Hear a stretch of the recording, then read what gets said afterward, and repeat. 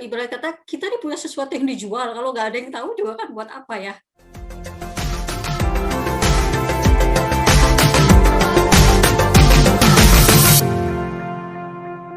Halo semuanya, My Edgepreneur di rumah. Apa kabar nih? Kita udah sampai ke episode 6. Wah, nggak berasa ya kalau ternyata Cermat Talks hadir terus buat My Edgepreneur di rumah dan sekarang sudah sampai di tahap ke-6. Nah, untuk My Edgepreneur di rumah sekarang ini kita kedatangan bintang tamu yang lebih banyak bergerak di bidang pendidikan. Nah, ada nggak sih My Edgepreneur yang juga mungkin membuka usaha yang berkaitan sama pendidikan juga? Nah, alangkah baiknya mengikuti Cermat Talks hari ini sampai habis karena pasti inspiratif dan membantu My Edgepreneur untuk bisa mengembangkan bisnisnya. Nah, untuk itu langsung aja yuk aku panggil narasumber kita hari ini, Bu Elvira. Selamat sore, Ibu. Selamat sore. Apa kabar, Bu Elvira? Baik, Mbak. Oke, nah Bu Elvira boleh dijelaskan nama bimbelnya apa, kemudian sehari-hari Bu Elvira sendiri berperan di bimbelnya ini sebagai apa nih? Silakan Bu. Iya. Bimbel yang saya kelola ini sebenarnya semacam bimbel kecil yang memang bisa dikelola oleh siapapun ya, walaupun dia tidak mempunyai background seorang pendidik kayak guru ya, tapi siapapun bisa. Jadi memang konsep yang bimbel yang saya punya ini bimbel rumahan ya Mbak, bimbel rumahan. Nama bimbelnya itu Les Baca AHE ya, karena saya berlokasi di unit Mampang ya. Jadi nama les bacanya Les Baca AHE Mampang. Tapi selain itu juga saya mengelola juga bimbel untuk prisma kalkulator tangan, yaitu teknik berhitung cepat dengan hanya 10 jari tangan gitu loh Mbak. Oh gitu, ya gitulah. Oh, berarti bimbelnya sendiri tadi ada latihan membaca, ada menulis, sama tadi berhitung itu ya Bu ya? Ya, ada 2 yang jadi poin utama gitu. Oh oke. Nah Bu, bisa dijelasin dari pertama kali tuh Ibu membuka bimbel ini, apakah langsung membuka ketiganya? Tadi ada baca, tulis, dan berhitung, atau yang mana dulu nih yang dimulai waktu itu? Oh gitu. Ya, tadinya sih tidak fokus di situ dulu Mbak ya. Jadi karena dari tahun 2014 ya, 2014 saya malah dulu sempat membuka kursus desain 3 dimensi. Yaitu kursus desain 3 dimensi tapi khusus interior sama eksterior. Ya, jadi pakai software 3D Max, AutoCAD ya, kemudian SketchUp. Waktu itu kerjasama dengan teman saya dari Semarang. Ya, kebetulan dia memang tukang gambar ya istilahnya ya. Tukang gambar tapi khusus untuk desain interior dan eksterior. Sempat buka selama hampir lebih 1,5 tahun ya. Tapi konsepnya waktu itu ini Mbak, privat. Jadi memang tidak buka kelas.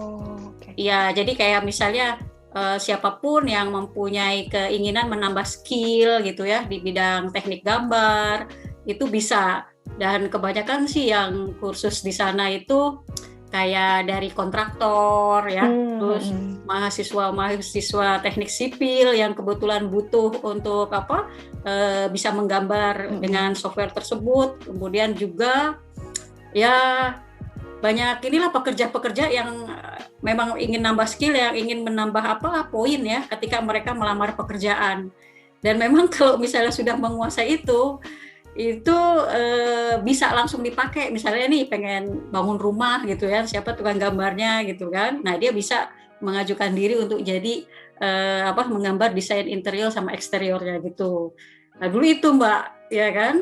Sempat jalan 1,5 tahun ya, mau 2 tahun. Sempat juga kerjasama dengan dosen di Politeknik UI waktu itu yang jadi gurunya. Tapi kemudian sempat off dari tahun 2016 karena rekan saya ternyata harus pindah ke Semarang.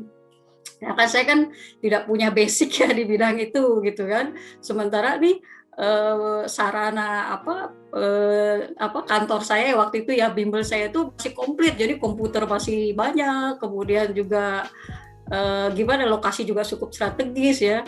Begitu sempat saya pikir kayak saya dulu pernah jadi konsultan pendidikan ya di PT Widyadara gitu kan. Kenapa saya nggak ambil aja nih buka bimbel khusus anak-anak. Nah, waktu itu kenalanlah saya dengan kemitraan AHE tadi ya, kemitraan AHE tadi, Les Baca Anak Hebat. Kemudian saya gabung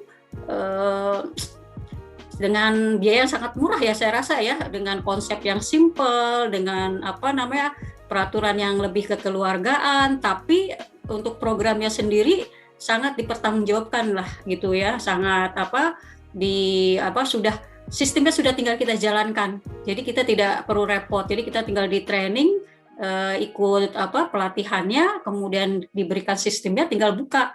Dan alhamdulillah setelah itu jalan, Mbak, gitu. Jadi tahun 2016 saya memulai buka bimbel untuk untuk anak-anak gitu ya kan, seperti itu. Kemudian merambah lagi 3 tahun kemudian ke Prisma kalkulator tangan tadi. Konsepnya sama, Mbak. Itulah awal mula saya membuka bimbel untuk anak-anak ya. Tadinya malah untuk dewasa. Ya, jadi itu. Oke. Kalau gitu Bu, untuk pelajar atau misalkan tadi anak-anak yang belajar tadi baca tulis dan juga yang berhitung, itu berarti di range umur berapa, Bu? Di range-nya di umur 4 tahun ya, Mbak. Start 4 tahun. Di 4 tahun ya, di 4 tahun sampai dengan ya sebenarnya sih untuk batasan tertingginya kita tidak ada batasan, karena ternyata banyak juga, Mbak, ditemukan gitu loh, sudah SD kelas 3 ternyata belum bisa baca gitu kan. Bahkan ada beberapa kasus misalnya kelas 6 ternyata tidak bisa baca ya, mungkin ada, Mbak, ada kasus-kasus begitu. Jadi kita tidak menutup antilnya gitu ya, hingga usianya berapa. Tapi kalau mulainya 4 tahun lah, 4 tahun ya. Sudah bisa kita ajari baca, tapi memang konsepnya itu bukan membaca yang klasikal ya. Jadi di AHE itu kita mengajari baca one by one ya, kayak satu persatu gitu ya, dilatih. Jadi lebih subjektif ya kepada anak tersebut ya. Kita kan bisa lihat, oh anak ini rentang perhatiannya pendek gitu, maka kita harus berikan seperti ini. Oh anak ini tipenya seperti ini ya kan. Misalnya dia lebih kinestetik ya kan, lebih ke auditori, kita lebih menyesuaikan seperti itu. Jadi di 4 tahun pun sudah bisa dimulai, tapi konsepnya tidak harus ya, tidak harus. Jadi lebih kepada fun aja ya, activity untuk belajar membaca seperti itu. Iya, berarti tadi pendekatannya personal gitu ya, supaya tahu perkembangan si anak sendiri tiap waktu gitu ya, Bu ya. Iya, jadi makanya di AHE itu diajari membaca itu memang one by one. Jadi tidak klasikal, jadi kita juga punya rekod ya. Lebih fokus lah dalam mengajari per anak seperti itu. Ya, itu yang saya suka dari AHE itu. Les Baca AHE. Oke, Bu. Nah, kalau gitu, Bu, kalau misal kita lihat kan, sebenarnya di luar ada nih bimbel-bimbel atau les baca yang lain. Nah, apa sih yang menjadi keunggulan bimbel atau tempat les Ibu sendiri gitu? Dibandingkan mungkin yang ada di sekitar. Iya. Iya, kebetulan les baca saya yang di Mampang itu tepatnya sebenarnya sih kalau dilihat mungkin nggak banget juga ya gitu loh, Mbak.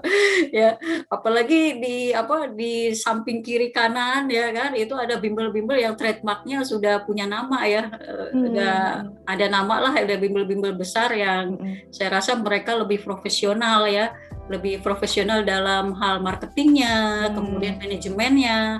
Kan ada tuh satu lembaga kemitraan les baca juga ya, tapi dia sudah disediakan gitu loh, sudah disediakan tim marketingnya ya kan, bahkan dengan nilai yang investasi yang cukup besar gitu ya kan, ya mereka bisa menjamin bahwa akan dapat murid sekian seperti itu ya kan. kami kan di AHE tidak memang benar-benar mandiri, ya kan. Ketika kami bergabung menjadi mitra di AHE, kami benar-benar mandiri. Bagaimana kita mengembangkan konsep pasarnya ya, walaupun ada panduan dari pusat, memang ada, tapi itu lebih bersifat trik pengajaran, ya kan, trik marketingnya bagaimana gitu ya kan, terus lagi pengembangan daripada bimbel itu sendiri gitu.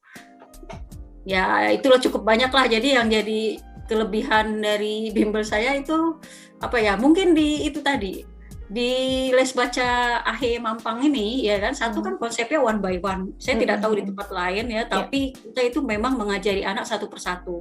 Jadi bertatap muka satu anak ya kan, kalaupun diampu dengan anak lain itu hanya maksimal 2 saja.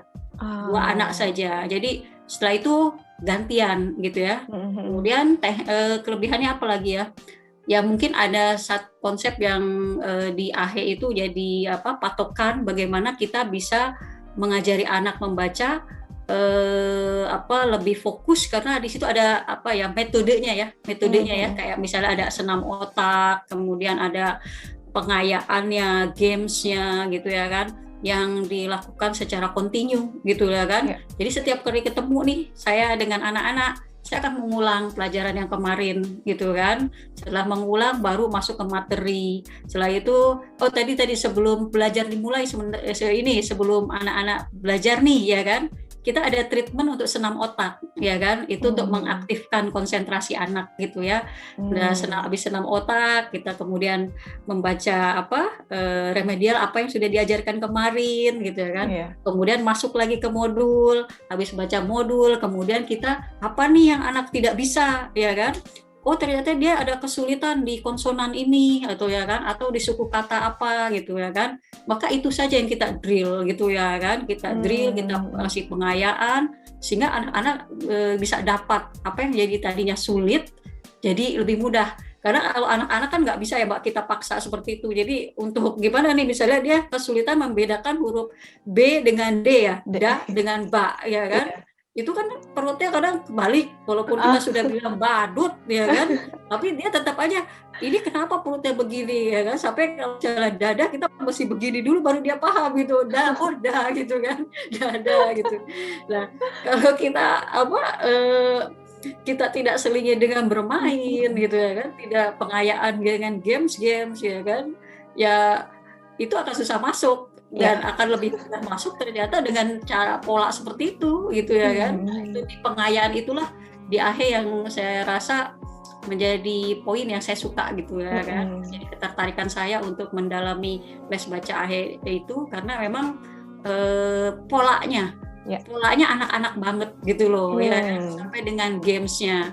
Itu yang bikin saya merasa setiap kali ada orang tua datang mampir ke bimbel saya gitu ya kan, nanya-nanya, saya optimis sekali untuk menjelaskan bahwa oh ya Ibu, ketika kalau Ibu les baca di sini, ini sistemnya satu one by one, jadi kita tidak klasikal, anak Ibu akan diajarkan sesuai dengan yang sudah kita amati dari anak Ibu ya kan. Misalnya anak Ibu nih kinestetik yang memang nggak bisa diam ya, kita udah kepikir nih ya kok, wah ini anak kayaknya harus banyak gerak nih ya kan, harus banyak tangan kita yang goyang sehingga dia lebih perhatian gitu kan. Ada juga anak yang memang tipenya nggak mau nulis ya kan, tapi dia mendengarkan. Nah itu biasanya gurunya ngomong tuh suka berirama, membacanya berirama gitu ya, seperti itu. Menjelaskan panjang lebar yang saya rasa itu yang bikin mereka balik ke bahasa. Oke, saya bisa nangkep pendekatan fun itu yang jadi kata kunci untuk bisa mengajarkan ke anak-anak seperti itu ya. Iya betul ya kan, memang seperti itulah kita ngikutin anak-anak ya. Makanya polanya kan senang dulu ya, senang. Kalau anak senang gitu kan, maka masuk ya. Jadi belajar baca di AHE bukan cepat, tapi senang, ya kan? Senangnya gitu ya kan. Kalau senang anak nggak bakal nolak untuk diajak ke AHE ya kan, seperti itu. Oke, nah Bu, kan bicara sebenarnya yang akan menikmati bimbel Ibu pertama pasti anaknya gitu. Terus mungkin ya layer keduanya orang tuanya tentu. Nah, bicara tentang marketing Bu atau promosi. Kalau kita kan nggak mungkin mendekati anaknya, ayo kamu bimbel atau les di tempat kita. Nah pasti kan sasarannya adalah orang tua. Ibu sendiri triknya seperti apa Bu untuk bisa menyasar para orang tua itu? Kalau trik marketing ya, apalagi bimbel ya kan, umumnya yang dilakukan oleh bimbel ya, memang ya pola-pola ya berkunjung ke sekolah ya tentunya ya, untuk menarik menarik kerjasama seperti halnya dengan di TK ya kan, kemudian di SD ya. SD, kalau SD ya terutama anak-anak kelas 1 yang ternyata belum bisa membaca gitu ya kan. Ya, ada kunjungan ke sekolah tentu gitu ya kan. Kemudian ya yang sudah umum dilakukan ya itu tadi sebar brosur ya kan. Kemudian juga melakukan promo-promo seperti mengadakan lomba-lomba gitu ya kan. Lomba menggambar ya kan, lomba apapun ya yang misalnya hadiahnya atau reward-nya seperti voucher gitu ya kan, untuk les di kita gitu kan, yang rutinnya ya seperti itu. Tapi saya ya itu tadi karena bimbel saya rumahan, saya tidak bisa menjangkau yang lebih luas seperti tadi gitu kan, karena kan kalau bimbel saya ini personal karyawan juga sedikit ya. Ya artinya guru-guru udah punya kesibukan mengajar ya. Saya juga karena bukan pemilik yang seperti bimbel besar, kadang-kadang turun langsung mengajar juga gitu kan. Jadi untuk melakukan marketing seperti tadi, kami ya kekurangan tenaga ya, atau kadang dana juga terbatas ya Mbak. Tapi tentunya bukan berarti tidak melakukan marketing tadi gitu ya kan. Satu ya paling sekarang marketing yang pernah saya lakukan itu, kebetulan waktu itu saya kenal Mbak, My Ads ya. Ya ini ya kan, waktu itu saya waktu itu ngelihat di itu Mbak, saya kan memang pakai Telkomsel ininya ya, di Telkomsel yang link ya, yang di aplikasi gitu kan. Itu kan muncul tuh ya kan, My Ads itu. Saya penasaran, saya klik gitu ya kan, nah saya pelajari gitu ya kan. Nah karena saya punya keterbatasan tadi ya kan, sementara saya pengennya kan di area saya itu kan kenal gitu loh, ini ada AHE saya gitu loh Mbak ya, ada AHE saya gitu kan. Kalau sebar brosur sudah gitu, kita sebar brosur ya, kadang-kadang guru kalau lagi nggak ngajar sebar brosur deh gitu ya kan, sebar brosur kemana gitu ya. Ya promosi itu ya memang harus dilakukan, karena gini, tadinya kan bimbel saya memang di pinggir jalan nih Mbak, gitu, sehingga kalau orang lewat kan dateng. Tapi kan 2 tahun belakangan saya memang pindah agak ke dalam. Nah ketika agak pindah ke dalam ini kan berarti tidak kelihatan lagi, ya kan, tidak kelihatan lagi. Nah itu muter pikir saya bagaimana cara untuk memasarkan ini ya. Iya, makanya itu pas tahu ada My Ads, saya cuma kepikir, oh ini paling tidak saya harus ngenalin dulu deh bimbel saya gitu ya kan. Akhirnya saya daftar gitu ya kan, saya tanya-tanya gitu ya kan, ke kan ada ininya ya, ada nomor WA ya, yang menjawab gitu. Kadang-kadang banyak juga saya tanya, ini kalau ini bagaimana, terus di jam sibuknya jam berapa gitu kan, ininya berapa gitu. Saya tanya lah banyak hal di situ. Akhirnya saya isi itu ya, karena harus beli pulsa ya, beli token lah, beli saldo ya, beli saldo gitu kan. Saya isi di situ. Saya waktu itu saya bikin kalimat yang pas ya kan, promo ya kan, katanya harus pakai itu kan, promo misalnya pendaftaran diskon 20%. Nah itu saya nggak nyangka itu, ketika akhirnya setelah berapa lama ada feedback masuk gitu loh, ini saya dapat ini dari ini, masih ada promonya enggak ya kan, pendaftaran diskon 50% gitu ya kan. Itu yang jadi solusi bagi saya waktu itu gitu kan. Paling tidak saya harus kenalin dulu lah. Nah kenalin kan nggak mungkin saya cover semua area di Kecamatan Pancoran Mas ya, di mana bimbel saya berada kan. Nah kebetulan dari My Ads itu kan ada scope areanya ya, ada jangkauan area misalnya 2000 meter. 2000 meter ya dari tempat unit kita berada ya kan, itu kita bisa ngeblas gitu loh ya kan. Nah sasarannya itu aja. Dan itu saya lakukan misalnya sebulan 2 kali gitu loh, ya kan, dengan target nomor yang saya tuju itu waktu itu sekitar 1.000 ya, 1.000 ya kan. Kadang waktu itu masih takut-takut 500 gitu kan, 250. Tapi setelah ada feedback 1 masuk ya kan, akhirnya saya berani 1.000 gitu kan, ya itu seperti itu. Ya salah satunya itu Mbak, ya kan, yang dulu saya lakukan. Oh, mantap nih Bu. Jadi Ibu sendiri melakukan beberapa cara gitu ya untuk melakukan marketing atau promosi. Nah, menurut Ibu Elvira sendiri sebenarnya seberapa penting sih sebuah bisnis itu melakukan marketing atau promosi? Penting banget ya, penting banget karena kan ibarat kata kita nih punya sesuatu yang dijual, kalau nggak ada yang tahu juga kan buat apa ya, seperti tadi ya kan. Cuma memang kalau bimbel ya kan, saya sih merasa adalah bisnis ya, bimbel ya bagi saya ya, ini yang sudah saya lakukan itu sesuatu yang awet bertahannya gitu ya kan, awet bertahannya ya kan. Tapi polanya tentu kan harus menanamkan imajinasi dulu kepada orang-orang ya, bahwa ada kita, ada bimbel Ahe Mampang gitu loh ya kan di sini ya kan. Ya itu pengenalan penanaman image itu ke orang-orang kan tidak bisa dilakukan dalam waktu 1 kali ya kan, 5 kali, tidak bisa seperti itu kan. Ya itu harus secara kontinu seperti itu. Jadi promosi itu ya nomor 1 ya yang harus dilakukan, sama kemudian kedua ya dengan program-program. Nah kalau bimbel saya sendiri dengan promosi yang kemarin saya ya tadi saya ceritakan tadi, yang udah pernah saya lakukan itu adalah promosi dari mulut ke mulut juga ya Mbak, karena dari orang tua itu ternyata efektif banget ya kan. Orang tua itu adalah marketing yang paling utama ketika anak mereka sudah ada hasil. Jadi hasilnya ada sekitar sumbangan dari orang tua itu, referensi itu sekitar 50%, karena mereka merasa puas dengan anaknya gitu ya kan. Oh anak saya belajar di sini mempunyai ada kemajuan, jadi bisa baca gitu ya. Akhirnya ketika ada temennya, oh anak saya mau baca nih, oh ya udah ke Bimbel Mampang aja gitu ya kan. Seperti tadi. Jadi itu adalah poin utama sih ya untuk promosi yang perlu banget dilakukan, itu tadi menanam imajinasi kepada orang, memberitahu kepada semua orang bahwa ada kita gitu, ada program kita gitu. Penting Mbak. Iya. Nah menarik Bu, tadi Bu Elvira sampaikan bahwa sebenarnya ketika kita mau menanamkan imajinasi itu nggak bisa cuma sekali 2 kali, tapi mungkin bisa beberapa kali.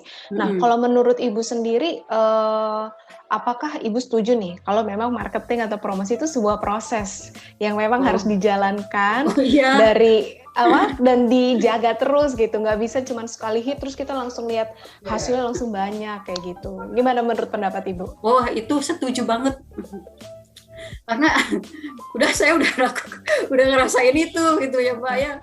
Jadi gini, ketika saya membuka pertama kali bimbel saya kan pindah 1 lokasi gitu ya kan. Itu sih tahun pertama ya kan, itu di bulan-bulan awal itu bisa dibilang murid itu gimana ya sedikit lah ya gitu, kita berjalan walaupun kita sudah sebar brosur dan segala macam gitu ya kan. Tapi ternyata setelah di tahun kedua gitu ya, mulai ada peningkatan. Jadi kalau menurut saya gini, proses itu kalau bisa dibilang gini, bulan 1 sampai dengan 3 bulan misalnya ya kan, kita mulai pasang ya kan, bahwa dari banner segala macam orang melihat gitu ya kan, tapi belum tahu kan. Kedua ya kan, nah di bulan ke-3, ke-4, ke-6 gitu ya kan, ke-5, ke-6 itulah mulai orang mungkin melihat gitu ya kan, melihat. Tapi tentunya untuk melakukan dari bulan 1 sampai bulan 6 ini itu kan tidak bisa diam saja, ya kan? Tidak bisa diam saja. Harus banyak yang dilakukan seperti ya tadi, sebar brosur, ya kan, menginfokan flyer, kemudian broadcast SMS gitu ya kan, sama dilakukan aktivitas sosial media gitu ya kan. Nah itu setelah nanti di bulan ke-7 gitu ya kan, ke-8 ya kan, itu hampir barulah itu mulai terasa gitu loh ya kan, mulai orang melihat, mulai orang ngeh gitu. Sama seperti bimbel saya yang di Mampang ini ya kan, tahun pertama karena saya baru pindah 2 tahun yang lalu, 2 tahun yang lalu, itu baru merasakan ya kan, murid banyak itu memang memasuki tahun kedua. Gitu ya kan, dimasuki tahun kedua itu pun setelah memang kita lakukan aktivitas marketingnya seperti tadi saya ceritakan tadi gitu ya kan, mulai tahu karena kan oh di situ ada bimbel AHE loh gitu loh ya kan, mulai tertanam orang. Makanya Mbak, saya di awal tahun di masa pandemi ini justru gimana ya, justru mendapatkan murid yang ya banyak juga gitu loh ya kan. Keren Bu. Jadi keluarnya juga merekod gitu kan, loh banyak juga yang murid saya ini. Wow. Iya gitu. Prosesnya seperti itu. Wah, menarik ya Bu ya. Memang soalnya gini, banyak ditemukan di lapangan. Mungkin awalnya ketika membuat bisnis tuh udah takut gitu ya. Nanti promosi atau marketing udah keluar biayanya, udah cukup besar, tapi hasilnya kok nggak langsung kerasa gitu. Jadinya ragu-ragu gitu. Nah, kalau Ibu sendiri kira-kira mau memberikan pesan ke mereka seperti apa tuh Bu? Kalau misalnya masih ada yang ragu-ragu, takut-takut melakukan marketing karena tadi mikirnya harusnya bisa langsung cepet dong baliknya kayak gitu. Gimana menurut pendapat Ibu? Ya kalau cepet-cepet balik, saya bukan pendapat saya, tapi memang saya sudah rasakan gitu loh ya kan. Apa yang saya sudah lakukan memang sesuatu itu tidak bisa instan gitu loh ya kan. Jadi misalnya kita target budget promosi 1 juta gitu, kita akan berharap akan balik modal berapa gitu, setengahnya gitu ya kan. Ya ini bukan pendapat lagi, saya sudah lakukan itu, sudah banyak sekali saya lakukan dan memang tidak bisa seperti itu. Jadi yang perlu kita lakukan ada kontinuitasnya ya kan, keberlangsungan daripada proses marketing tadi ya. Jadi kalau memang kita melakukan marketing itu sebulan 2 kali ya kan, itu harus rutin sebulan 2 kali gitu loh ya kan. Nantinya akan baru dapat hasil seperti itu, Mbak. Jadi kalau untuk yang masih ragu-ragu, ya gimana ya, memang sebuah usaha kan harus ada budget promosi ya kan, untuk mengenalkan produk kita gitu ya kan. Kalau misalnya cuma pengen menjual tapi langsung dapet gitu ya kan, kecuali kalau produknya viral banget kali ya Mbak ya kan? Wah langsung boom gitu loh kan. Jadi modal sedikit juga orang langsung beli semuanya gitu kan. Atau kalau memang dia sudah punya jaringan gitu ya kan, kalau sudah punya jaringan itu mudah. Kayak saya kan, selain saya punya bimbel, saya ada percetakan kecil di rumah gitu ya kan. Tapi percetakan saya itu untuk skala saya sendiri, artinya hobi saya ya kan, kreativitas saya.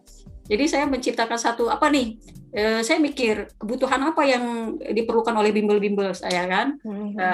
Seperti karena saya basicnya bimbel saya anak-anak gitu kan, dan saya punya rekan-rekan di jaringan AHE ini banyak sekali. Saya mencoba menggali kebutuhan dari bimbel tersebut yang kira-kira bisa membuat daya tarik pada bimbel mereka. Ya, akhirnya waktu itu saya sempat membuat permainan, Mbak. Permainan dengan sarannya sebenarnya murah saja, dari banner gitu ya kan, tapi saya buat kayak foot and hand games gitu, permainan engklek atau tapak gunung ya kan. Itu kan saya lakukan sendiri di bimbel, saya pasang di bimbel, anak-anak suka sekali. Nah, ya kan, saya bikinlah produk itu, ya kan, nah, itu langsung viral, langsung menghasilkan walaupun tidak promo keluar gitu ya kan. Artinya jaringan ya kan, karena itu kita memanfaatkan jaringan. Tapi kalau kita tidak punya jaringan, tidak punya teman banyak gitu ya kan, ya mau nggak mau ya harus promosi dan harus dibudgetkan gitu loh Mbak ya kan. Nilainya ya tergantung kemampuan, tapi harus jadi rutin. Menurut saya seperti itu, Mbak. Konsisten berarti ya, Bu ya? Iya, harus konsisten. Wah, menarik nih. Nah, Bu Elvira tadi sempat menyebutkan di awal tahun justru di awal tahun ini justru banyak peserta-peserta bimbel yang baru. Nah, seberapa besar sebenarnya kemarin ini ketika kalau nggak salah tepat setahun lah ya nih kita di bulan Maret. Oh iya. Sudah ada pandemi masuk ke dalam Indonesia dan gimana tuh Bu dampaknya ke bimbel Ibu sendiri mulai dari awal pandemi sampai 1 tahun ini? Oh iya, saya pun kena imbas gitu kan. Karena kan tadinya saya ada 3 unit ya kan. Jadi saya buka di daerah Citayam ya kan. Kemudian saya buka di Pancoran Mas ya kan untuk kerjasama dengan bimbel lain gitu kan. Itu ya lagi seneng-senengnya tuh Mbak ya dengan murid yang lagi banyak gitu kan, lagi antusiasme. Apalagi waktu itu saya kan buka namanya Prisma Kalkulator Tangan ya. Jadi itu kan membantu anak-anak yang takut sama matematika gitu ya kan, bagaimana cara berhitung cepat hanya dengan 10 jari tangan gitu kan, tanpa berpikir, tanpa media alat bantu, biarkan tangan yang bekerja. Waktu itu sempat lagi promo-promonya itu dan lagi banyaknya murid, tiba-tiba datanglah pandemi ini gitu loh ya kan. Waktu itu bulan Maret ya waktu itu ya. Maret Bu. Maret iya. Jadi ketika itu kan langsung lockdown ya kan. Nah itu sempat anjlok Mbak dan kejadian ini bukan hanya saya aja. Jadi rekan-rekan bimbel dan bahkan ada beberapa yang belum bisa bangkit sampai sekarang gitu loh ya kan. Dengan kondisi itu saya pun kehilangan murid itu, lost kontak itu sampai setengahnya ya, tinggal 20% ya kan, 20% murid itu ya kan.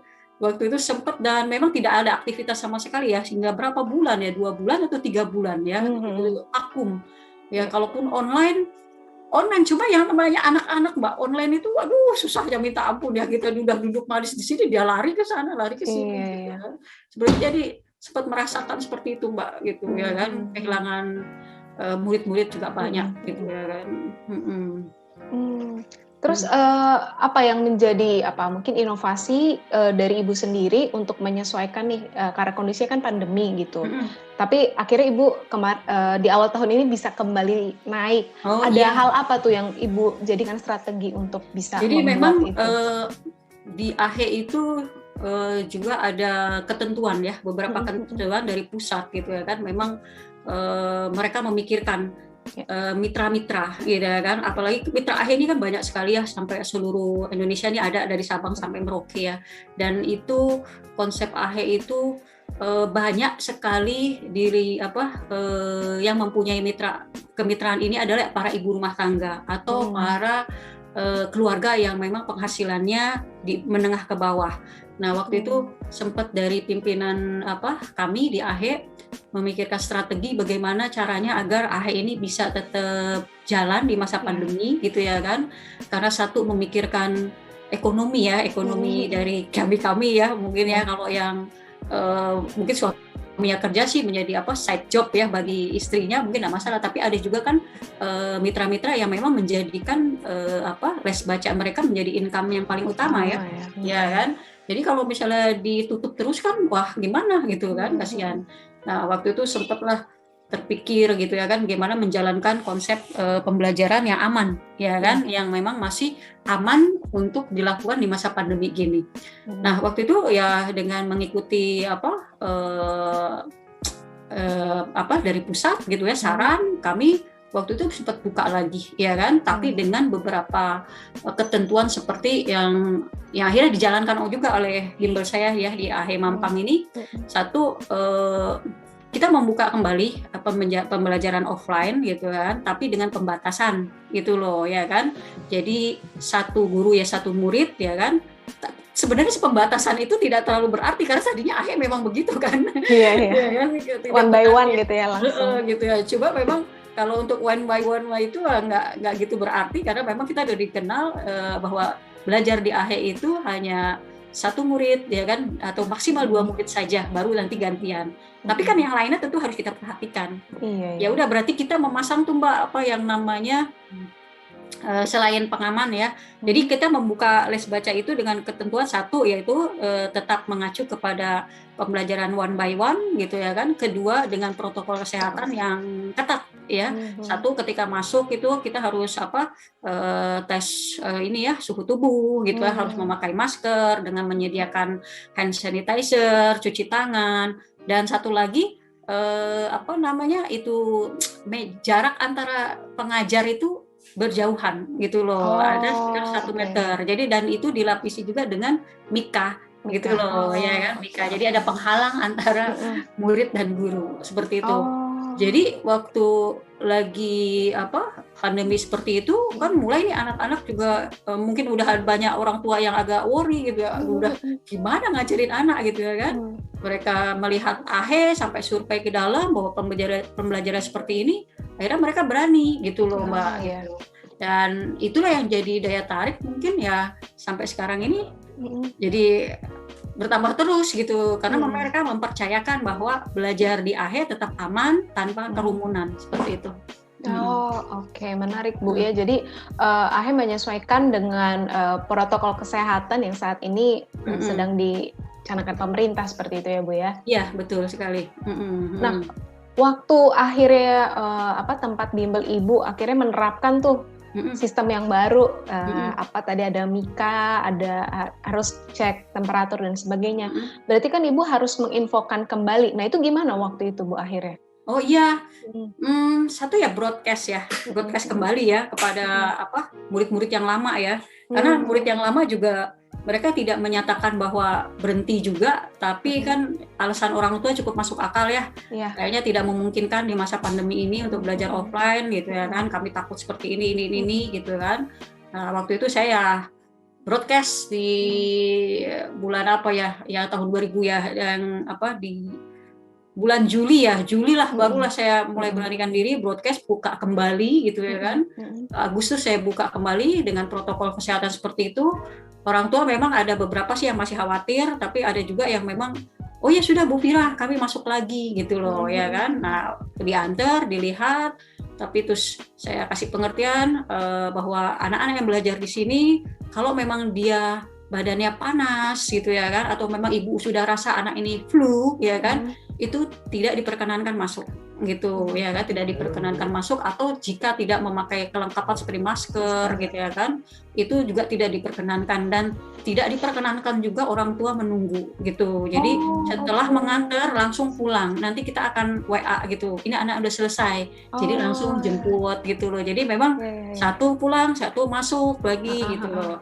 Jadi kalaupun ada anak-anak yang memang nunggu di luar itu ya 1-2 saja gitu loh, tidak banyak seperti itu gitu. Seperti itu Mbak. Jadi memberitahunya dengan broadcast saja waktu itu kepada murid-murid yang memang tidak aktif. Seperti itu ya. Tapi setelah itu mungkin mereka AHE di situ buka nih gitu ya kan. Akhirnya datanglah yang baru-baru gitu. Oke Bu. Iya, tadi sebenarnya saya juga mau tanya tuh, orang tua kan biasanya nungguin anak ya. Takutnya jadi kerumunan juga ya di luar. Tapi ternyata luar biasa. Di kita cukup dianterin sampai depan, nanti anak masuk gitu ya kan. Dia masuk belajar, nanti kalau udah selesai kita tinggal WA, udah selesai nih gitu kan. Oh ya, nanti langsung dijemput gitu. Iya, lengkap sekali ya Bu ya, ininya mekanisme protokol kesehatannya, mantap ya. Saya sih juga kayaknya kalau jadi orang tua juga nggak bakal khawatir kalau ibu ngasih arahannya benar-benar sebegitu memang gitu. Jadi memang harus jelas juga ya. Jadi memang orang tua udah tahu lah.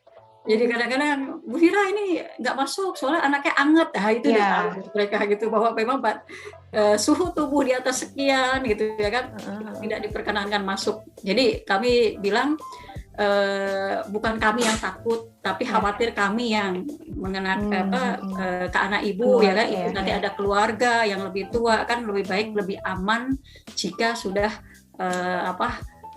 mengamankan diri ya kan, kalau kondisinya tidak memungkinkan untuk belajar gitu. Wah, menarik banget nih. Saya senang sekali dengan obrolan kita sore hari ini, Bu, karena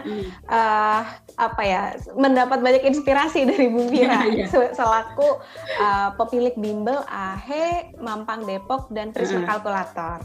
Iya. Nah, Ibu sebagai closing statement nih buat teman-teman My Edgepreneur di rumah, Ibu mungkin bisa kasih tips dan semangat untuk mereka. Silakan Ibu. Tips dari saya apa ya? Yang penting itu melakukan pekerjaan itu cinta, ya kan? Cinta dan menjadikan hobi, ya kan? Jadi memang munculnya kan dari niat dulu ya. Niat. Oh, kita mau melakukan ini. Ketika kita sudah memilih, ya kan? Oh, saya mau melakukan membuka bisnis ini. Artinya kan itu sudah niat kita dan kita tahu berapa besar kemampuan kita ya kan untuk mengelola bisnis tersebut ya kan. Nah, jadi yang paling utama itu adalah niat sama mempelajarinya ya kan, mempelajari itu bukan hanya mempelajari teknik, artinya mempelajari karena suka ya Mbak. Kalau suka orang kan mau mengembangkan, ya kan? Apa ide-ide apa lagi yang akan kita kembangkan dari bisnis ini gitu ya kan? Terus juga karena hobi juga dia tidak merasa capek ya kan? Jadi outputnya juga bukan saya tidak menginginkan hasil ya, tapi kalau misalnya suatu pekerjaan dilakukan dengan suka, dilakukan dengan cinta ya kan, kemudian juga menjadikan sebuah hobi, impact apapun yang dari luar gitu, kadang baik, kadang buruk ya kan, itu udah semacam journey saja gitu loh. Bagi saya itu seperti itu ya kan. Jadi buat teman-teman yang baru mulai usaha atau masih ragu-ragu gitu ya kan, yakini dulu ya kan, memang ini pilihannya ya kan, dan memang suka ya kan, dan memang cinta, ya itu bisa dikembangkan seperti itu. Jadi poinnya itu deh gitu Mbak ya. Kalau tipsnya apa ya? Tipsnya tentu tidak bosan-bosannya mengenalkan produk kita kepada masyarakat di luar ya, kepada orang-orang, yaitu bisa dengan promosi tadi juga bisa dilakukan sesuai dengan budget yang kita punya. Tapi budget yang kita punya itu bukan berarti sekedarnya ya Mbak ya kan. Karena banyak ya, misalnya nih saya dulu ya, karena saya mampunya secara personal tidak bombastis, karena memang bombastisnya artinya gini kan, itu memerlukan modal yang besar gitu loh ya kan. Karena saya merasa saya kayak belum mampu kalau misalnya sampai yang besar, saya baru mampunya skop yang kecil. Apa sih yang promosi yang saya pilih ya, salah satunya kemarin itu saya lakukan dengan broadcasting SMS via My Ads gitu ya kan, kemudian aktif di Google Business gitu ya kan, dengan cara mengupload secara terus-menerus gitu ya, kemudian juga rutin memasang status di WA gitu, kemudian juga di Facebook, di IG gitu ya. Bisa memanfaatkan seperti itu jika memang budget kita terbatas ya kan, tapi harus rutin. Tipsnya harus rutin, karena kalau tidak rutin nanti lupa lagi orang. Tadinya orang udah tahu nih, ini ada produk ini ya, tapi karena udah terus nggak dilakukan lagi kan lupa lagi gitu kan. Jadi menanamkan imajinasi kepada orang-orang mengenai bisnis kita itu harus continue gitu Mbak. Oke, berarti kata kuncinya adalah lakukan dengan cinta dan lakukan dengan konsisten. Betul. Wah, thank you banget nih Bu Vira untuk waktu dan kesempatan mau berbagi sama kita semua dan para My Adspreneur di rumah. Sukses terus untuk bimbel Ibu ya. Terima kasih. Salam untuk murid-muridnya. Ya, terima kasih Mbak. Ya. Oke. Nah, My Adspreneur di rumah, ini adalah akhir dari Cermat Talks hari ini. Tapi dari apa yang udah kita dapatkan tadi, benar-benar isinya berbobot semua. Bu Vira udah berbagi ke kita tentang bisnisnya terkait bimbel, dan juga gimana Bu Vira melakukan promosi dan menghadapi situasi pandemik. Jadi My Adspreneur di rumah tetap semangat, seperti kata Bu Vira, lakukan dengan cinta dan konsisten. Nah, jangan lewatkan Cermat Talks berikutnya, jadi tetap stay tune di YouTube My Ads Telkomsel. Jangan lupa like, komen, dan subscribe. Sampai jumpa!